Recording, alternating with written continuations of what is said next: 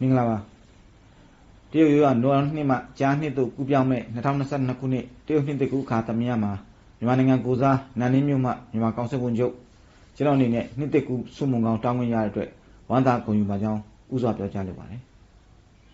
တရုတ်နဲ့မြန်မာတို့သည်တောတောင်ရေမြေဆက်ဆက်လျက်တည်ရှိကြ၍နှစ်ပေါင်းများစွာချစ်ကြည်ရင်းနှီးခဲ့ကြပြီးဆွေမျိုးပေါက်ဖော်ဆက်ဆံရေးတည်ထောင်ထားကြတဲ့အိမ်နီးချင်းနိုင်ငံများလည်းဖြစ်ကြပါတယ်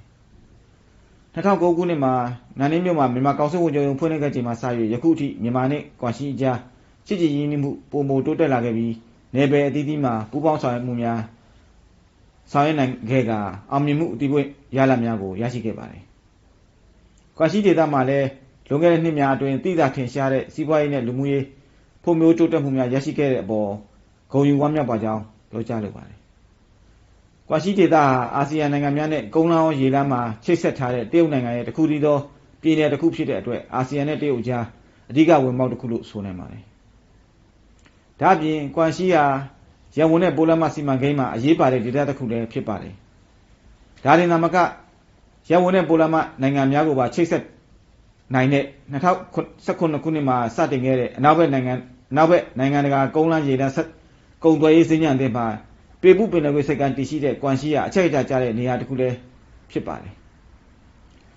မြန်မာနဲ့တရုတ်ကုန်သွယ်ရေးမှာကွမ်ရှီဒေသကိုမဟာဗျူဟာကျတဲ့ဝင်ပေါက်ထွက်ပေါက်နေရာအဖြစ်ပါဝင်လာနိုင်အောင်နန်နင်းမြို့မြန်မာကောင်စစ်ဝန်ချုပ်ရုံးမှတပ်စွမ်းသမျှပတ်မိုးဆောင်ရွက်ပေးသွားမှာဖြစ်ပါတယ်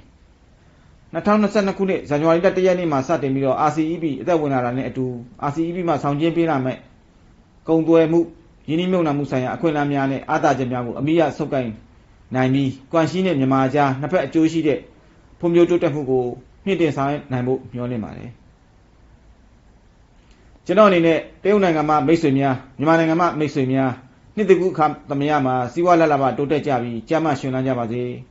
ဘေးအန္တရာယ်ကင်းဝေးကြပါစေကိုဗစ်ရောဂါမှကင်းဝေးကြပါစေလို့ဆုတောင်းမေတ္တာပို့သလိုက်ပါတယ်